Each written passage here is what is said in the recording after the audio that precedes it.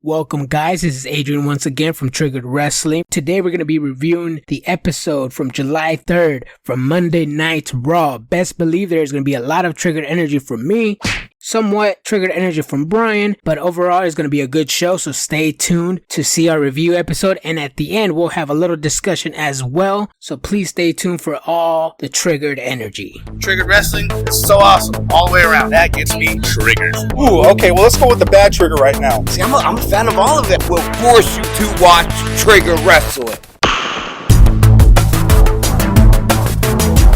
What's up, everybody? This is Brian Garcia here with Triggered Wrestling Podcast, here with my boy, Adrian de los Santos. Bam, bam.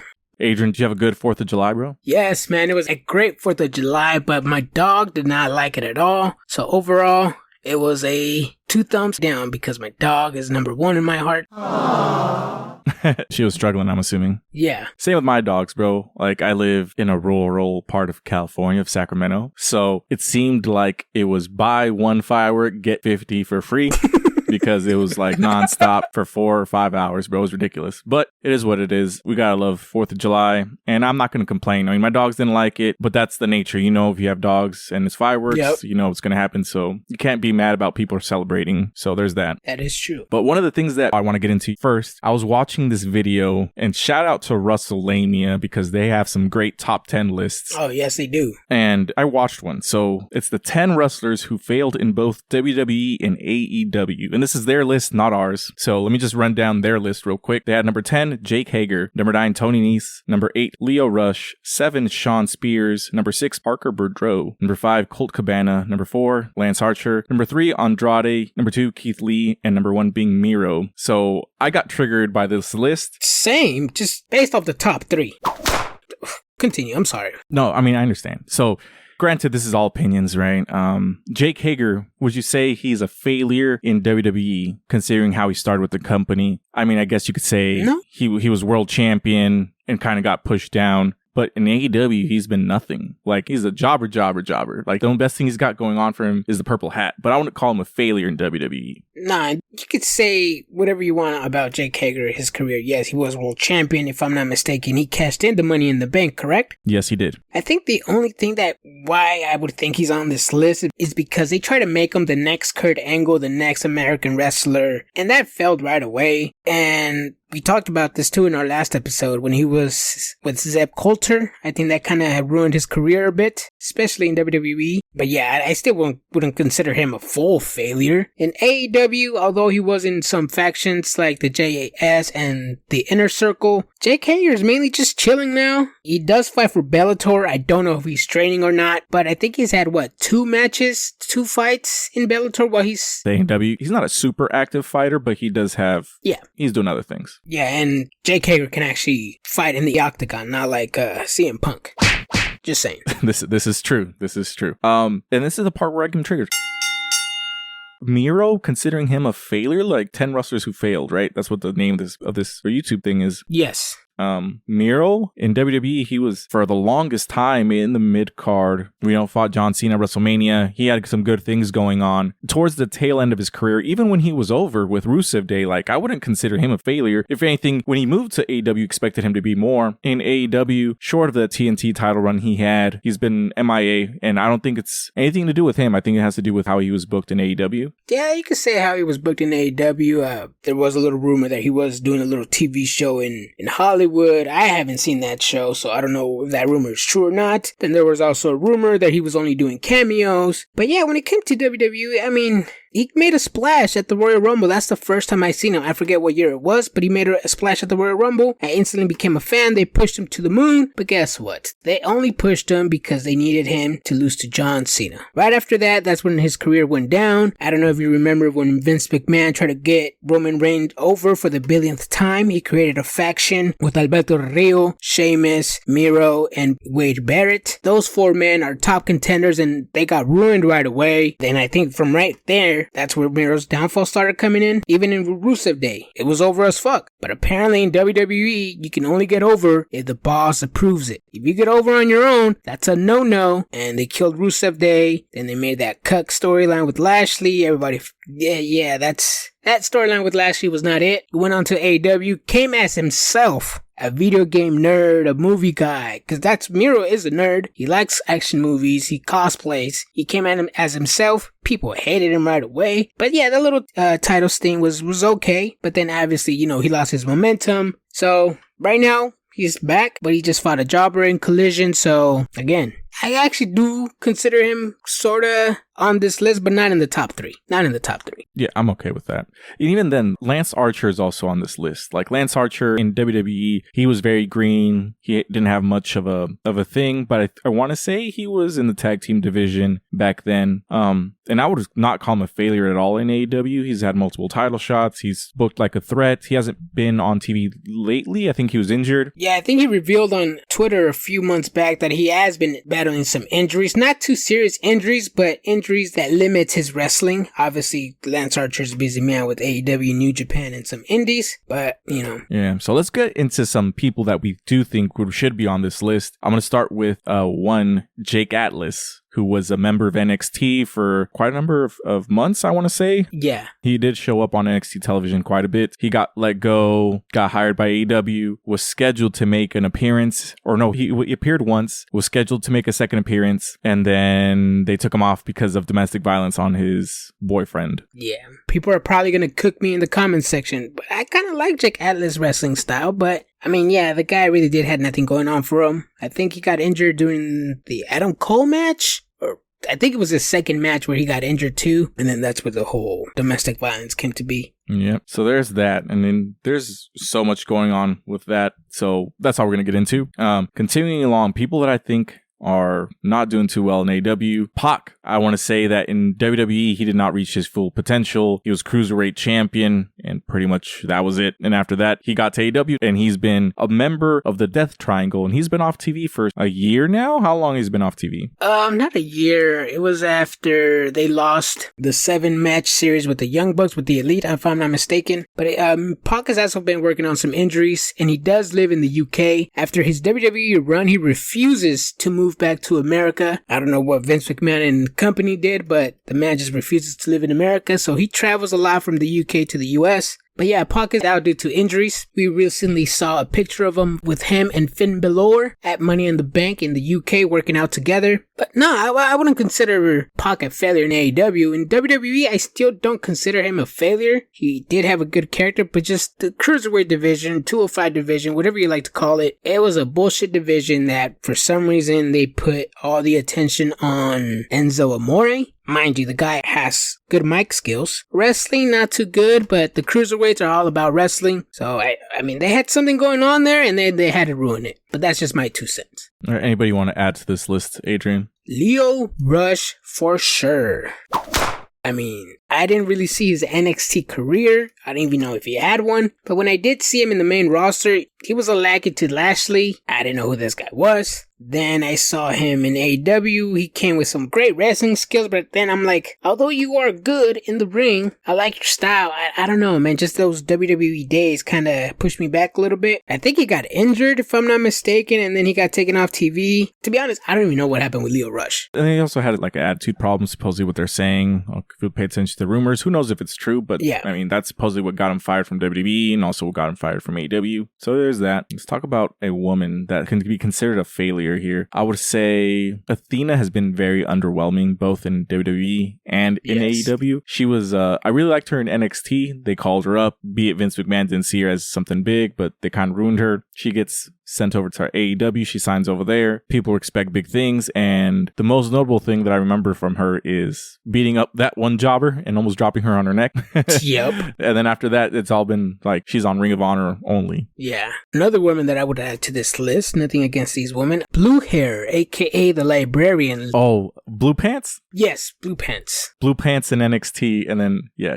The Librarian, yeah. I mean, the few matches that I see of her, I didn't really see anything that stood out to me. Her characters in both promotions, they were okay at the beginning, but then after that, after a week or two, they got really stale. And yeah, I mean, nothing against them, just I think that's a failure in both promotions. Yeah, well, if there's anybody you think we missed, definitely hit us up at Trig_Wrestling. That's TRIGG_Wrestling. That's Instagram, TikTok. We're there under Trig Wrestling. Facebook, YouTube, Triggered Wrestling. So yeah, hit us up. Let us know what you think about our list here. So what do you want to talk about?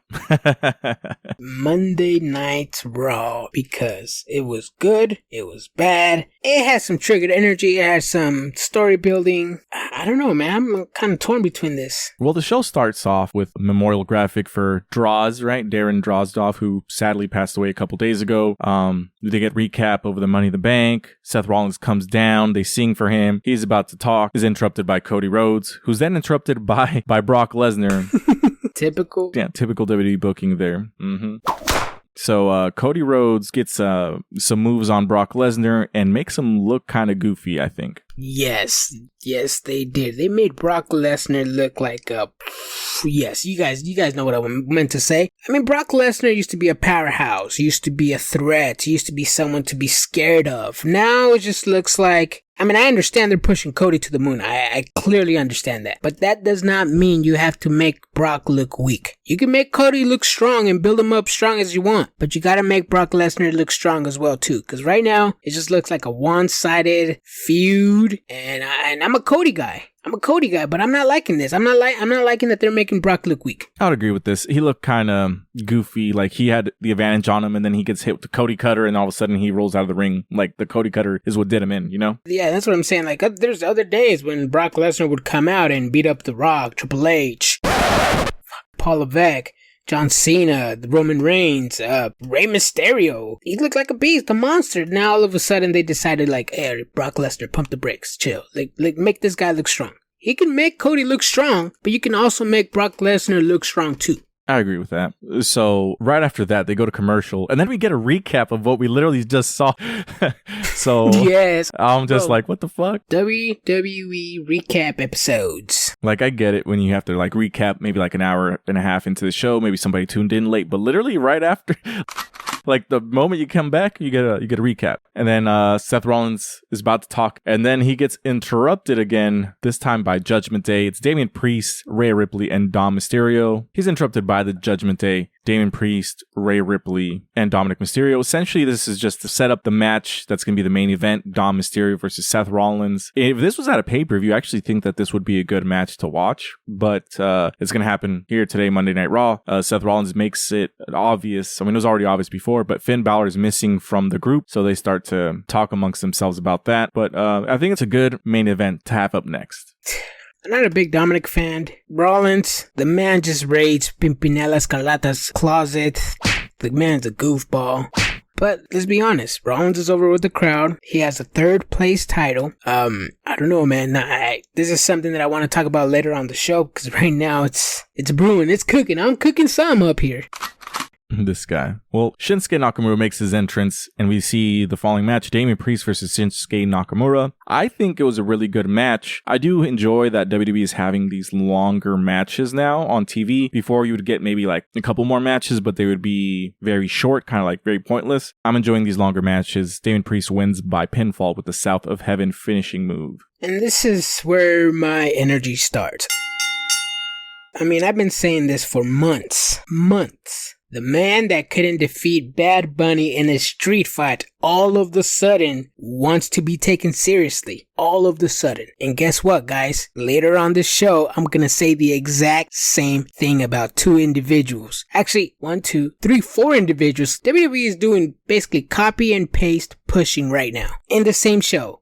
I don't know, man. I'm just not taking Damian Priest seriously, especially after that Bad Bunny match. I understand he's been jobbing for the company. I understand he didn't wrestle at WrestleMania. I understand he took an L against Bad Bunny to put him over, and in Puerto Rico, I understand that. But what you're telling me is, if I join WWE today, become a jobber for 6 months, I can get rewarded after the 6 months and then potentially be a mid-card champion or potentially be a world champion? I mean, I don't know how you're seeing things, but I mean, I don't know, man. I'm just saying that this is backwards booking to me. I mean, usually people who are challenging for titles, winning matches, winning important matches, should be winning and should be a powerhouse. all of a sudden now, no. You have to be a loser for a certain amount of months, and then you'll get rewarded. I don't like that, and that's one thing that I'll be saying on later on the show. I still think it was a good match, and I'm excited to see Damian Priest because I'm a big Damian Priest mark. But let's see here. We get the hype reel from Money in the Bank. We get a recap of Shayna Baszler turning on Ronda Rousey, costing them the tag team titles. And this is one of the weirdest turns. Usually when somebody turns on some other wrestler, they turn into a heel, especially in this scenario, right? But the crowd is way behind Shayna Baszler that she's finally getting her chance. I'm excited that she's getting a chance because she's a great wrestler. I liked her work in NXT. I like when she first came up to the WWE main roster, they treated her like somebody important. Even at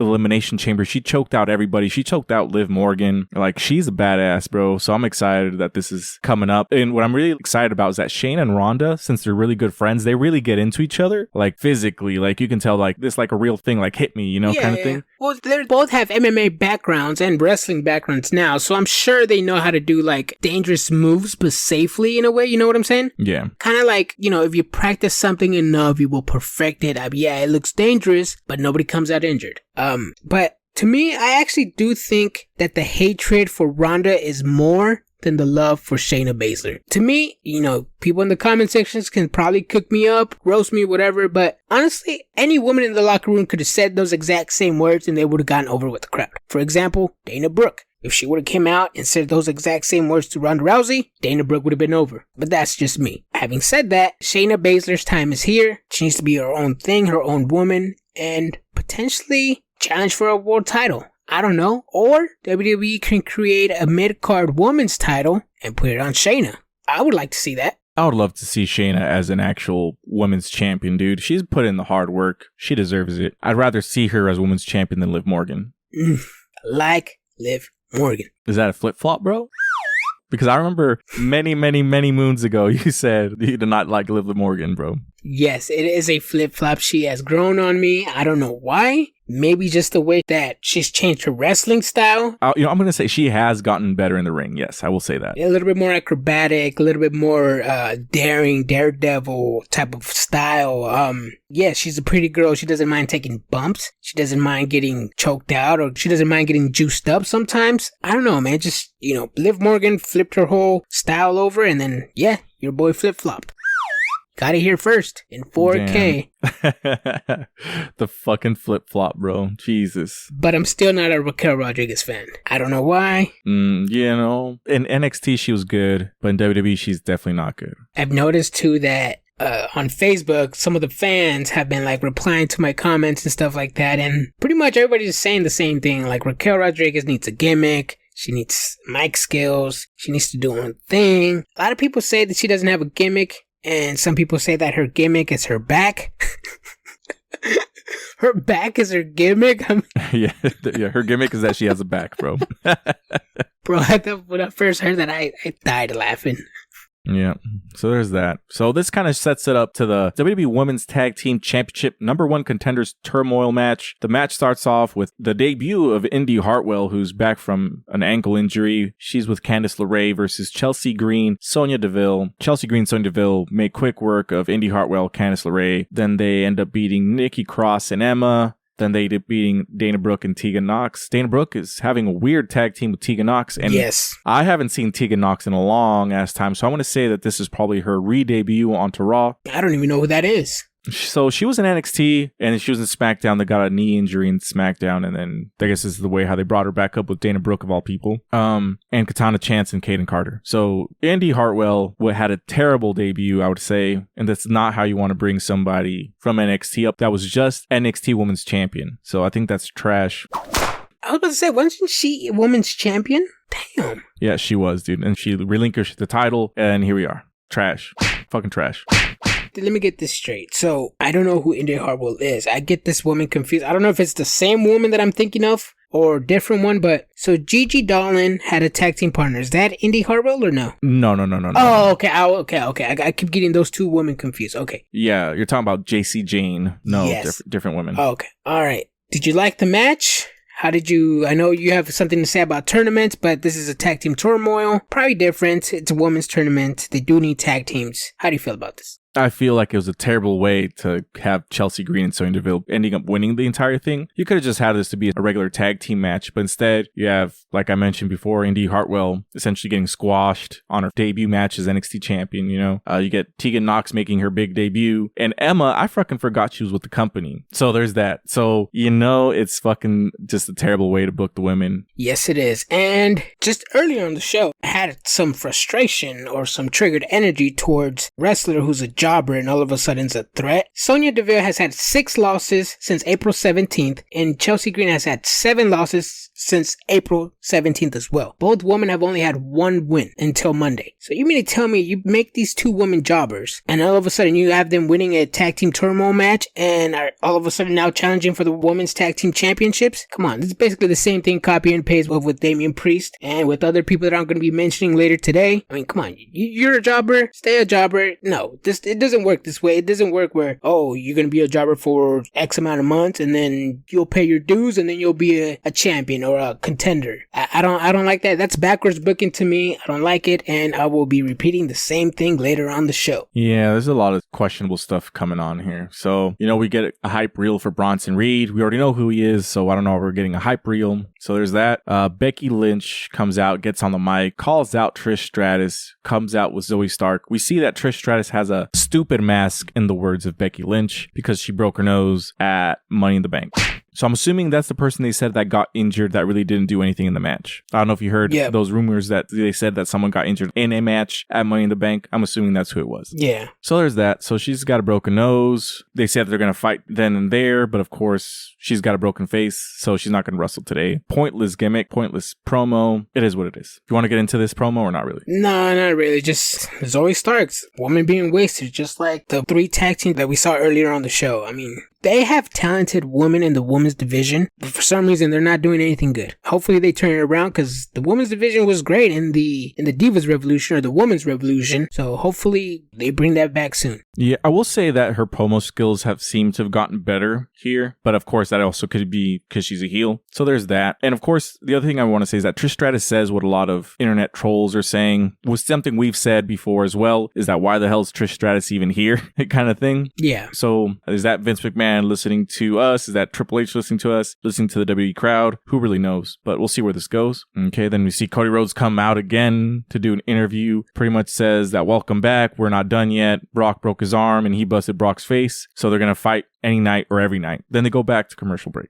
One thing I want to point out about this, I don't really want to get in too much into detail, but earlier on the show, or when the show was opening up, Cody came out in full gear. Then minutes later, I would say maybe like half an hour, 45 minutes later. I would say like an hour and a half, but yes, he comes out in a suit. So you just came to this town, dressed up, got in full gear, did your 2-3 spots, and then went on a suit. I'm like, if I'm a Cody Rhodes fan and I'm attending Raw, and I see Cody Rhodes all geared up, I want to see a Cody Rhodes match. Mainly because I'm just upset, mainly because I'm a Cody Rhodes mark. I don't know, but I want Cody Rhodes on my TV. Is it too hard to ask? I mean, have him fight anybody, Akira Tozawa or something. I don't know. I just want more Cody on my TV. Yeah, I did think that was weird, but I don't know what's weird is him changing his outfit. Like, why he isn't going to wrestle, so why is he in full outfit? Or is that like a change that happened backstage? But I mean, that's upsetting, but I feel like I would be more upset if I only saw MJF in the parking lot.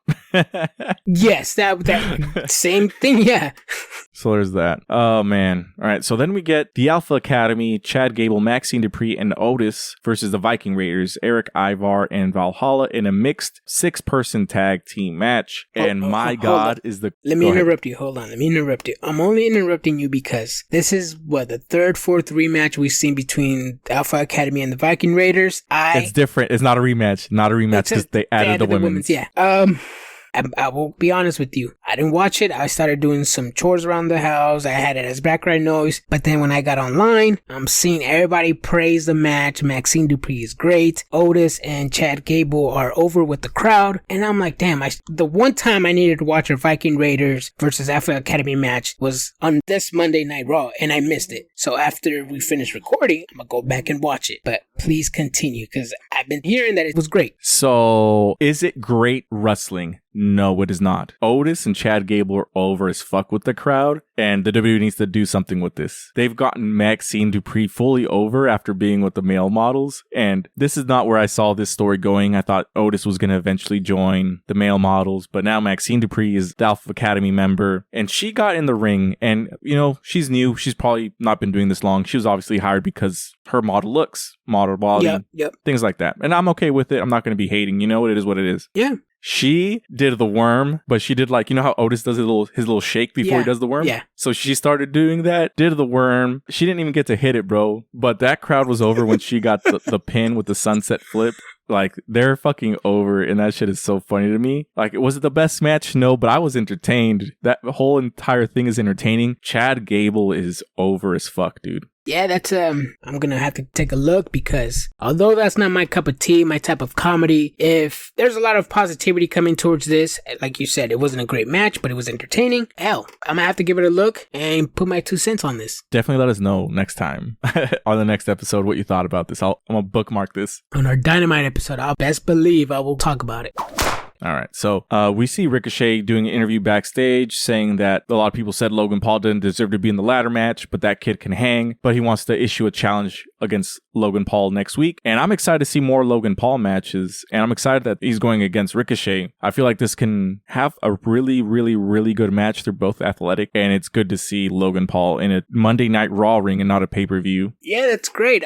Here's the thing. I was looking online when I saw that. And a lot of rumors started going around saying, oh, they only put in Ricochet to give Logan Paul more wins, more this, more that. And I'm like, nah. You guys got this all wrong. You know, this match was probably going to get made to put Ricochet over. This is the type of guy that people like Braun Strowman hate. The flippity flopper indie wrestler. But all of a sudden, this flippy flopper wrestler is over with the crowd. And who better to do it than none other than Logan Paul? I may not be the biggest Logan Paul fan, but if he's going to put my man Prince Puma over, best believe I'm going to tune in. I still think that Ricochet is going to turn heel at some point because he kind of gave me heel vibes with this promo and his clothing attire. So we'll see where he goes with this. We'll stay tuned. Next, we get Rhea Ripley versus Natalya. And Natalya attacks Ripley with a jump start on her way down to the ring. Very similar to what Rhea Ripley's been doing to Natalya lately. We get an actual good match. Of course, Rhea Ripley wins because she's not going to lose the title here. But it's nice to see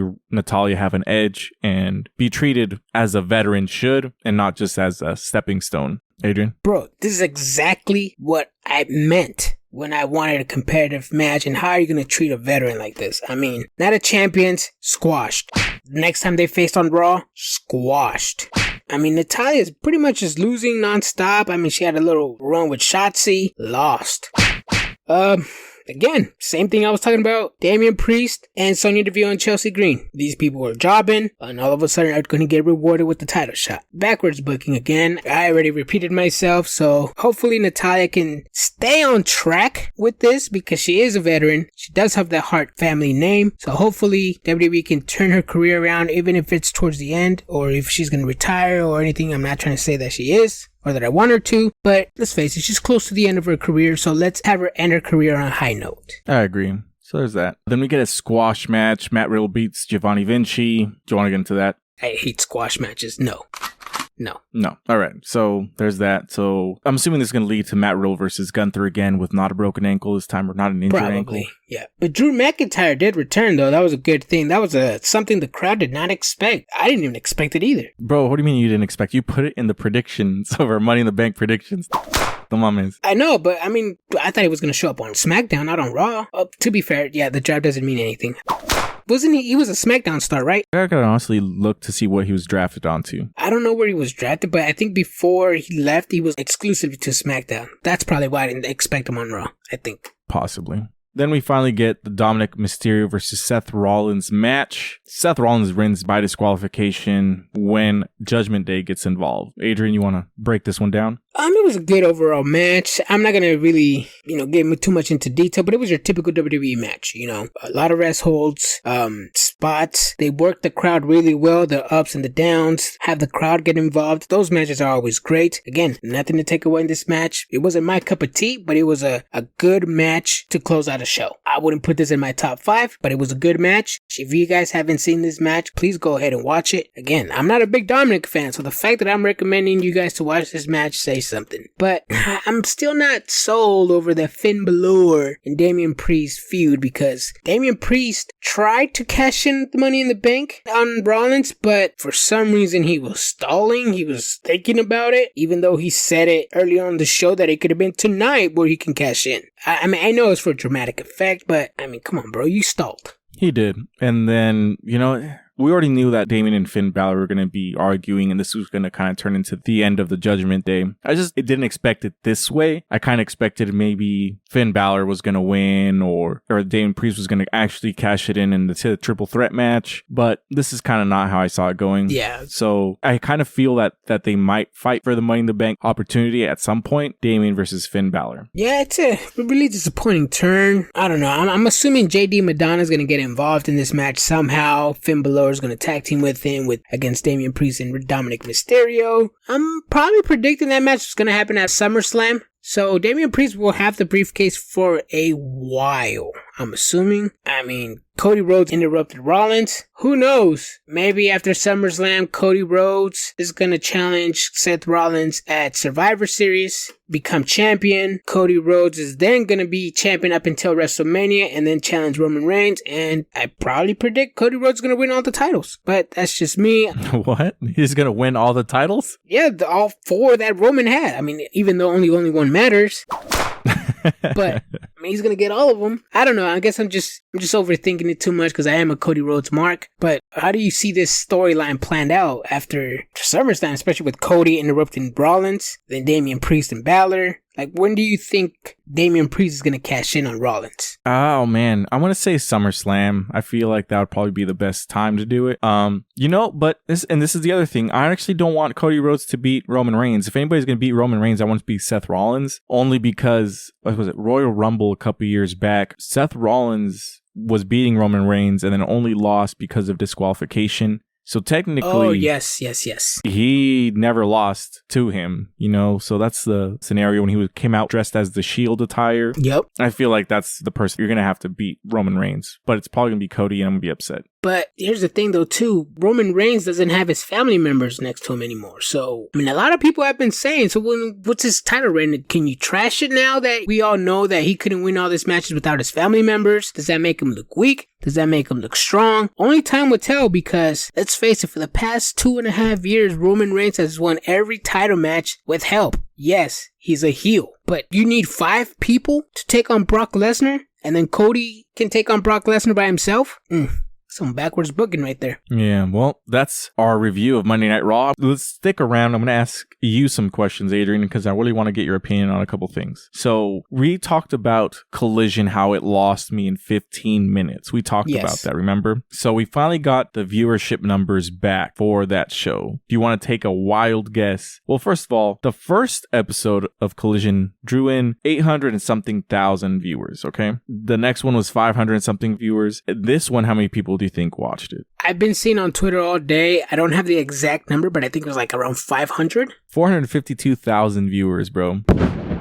Damn. We called it. Yeah. So at this point, I mean, we knew Rampage wasn't good viewership-wise, and that's being only an hour show. And granted, it started off with 1 million viewers, and it kind of slowly decreased to what it is now, just because it's treated like, at this point, a third show. But now Collision feels very much the same with who they choose to book and how they choose to book them. Like, you have your champion beating a jobber, bro. Like, the disrespect. The opening show on top of that wasn't even a good match to begin with. No, it really doesn't. So the thing that keeps people watching is you got to give the people a thing to watch, something worth watching. If the thing that's worth watching is MJF and you're going to put him in a meaningless match at the beginning of the show, do you think people are going to stick around to watch the rest of it? Probably not. So that's kind of what I'm going to say, shot them in the foot. Yeah, we talked about it on our last episode, and we briefly talked about Collision, that the first 15 minutes were horrible. Again, and this is coming from me. People like to say I'm an AEW mark, but let's face it, MJF MJF, I mean, even if he would have wrestled somebody in the roster, probably, it would have been entertaining. Play with him a little bit, like the Hollywood Hunk, somebody, or at least, I don't know. I mean, I guess what you're trying to say is that there's a lot of other people that could have actually benefited from that time on TV than a no-name indie wrestler. Hell, even I would have liked if MJF came out and said he wants to not have an open challenge, but he's just here to fight some Canadian douchebag, something, all the insults that MJF says. Ethan Page music would have came out. Again, I said it. When Ethan Page came out, there was no music, no excitement, nothing. The crowd was dead. If they would have put the music on, it would have probably had the crowd gone wild. Probably not